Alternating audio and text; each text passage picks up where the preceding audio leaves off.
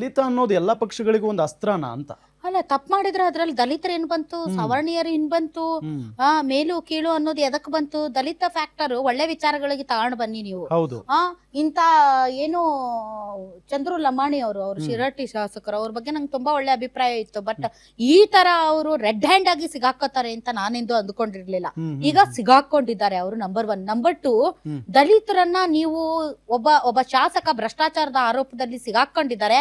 ಅವರನ್ನ ನೀವು ದಲಿತರು ಅನ್ನೋ ಕಾರಣಕ್ಕೆ ಅವ್ರನ್ನ ಸೇಫ್ ಗಾರ್ಡ್ ಮಾಡಕ್ಕೆ ಈ ದಲಿತ ಕಾರ್ಡ್ನ ದಯವಿಟ್ಟು ನೀವು ಹಿಂಗ್ ಮಾಡೋದ್ರಿಂದ ಏನಾಗುತ್ತೆ ಗೊತ್ತಾ? ದಲಿತರೆಲ್ಲರೂ ಬರೀ ಇಂಥದಕ್ಕೆ ಸಿಗಾಕೋತಾರೆ, ಇಂಥದೇ ಕೆಲಸ ಮಾಡ್ತಾರೆ ಅನ್ನುವಂತ ಇಂಡೈರೆಕ್ಟ್ ಮೆಸೇಜ್ ಪಾಸ್ ಮಾಡ್ದಂಗ ಆಗುತ್ತೆ. ಹೌದಲ್ವಾ? ತಪ್ಪು ಮಾಡಿದವ್ರಿಗೆ ಕಾನೂನು ಎಲ್ಲರಿಗೂ ಒಂದೇ, ಅದು ದಲಿತರಿಗೂ ಒಂದೇ, ಬೇರೆ ಸಮುದಾಯದವರಿಗೂ ಒಂದೇ.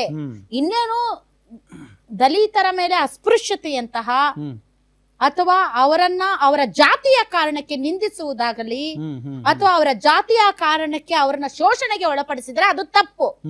ಆದ್ರೆ ಇದು ಆ ಕೇಸ್ ಅಲ್ಲ, ಇದು ಬೇರೆ ಕೇಸ್. ಇದು ಲಂಚದ ಕೇಸ್. ಲಂಚದ ಕೇಸಲ್ಲಿ ನೀವು ದಲಿತ ಕಾರ್ಡ್ ದಯವಿಟ್ಟು ಪ್ಲೇ ಮಾಡಬೇಡಿ, ಯಾಕಂದ್ರೆ ನೀವು ಸಮುದಾಯಕ್ಕೆ ಅವಮಾನ ಮಾಡಿ.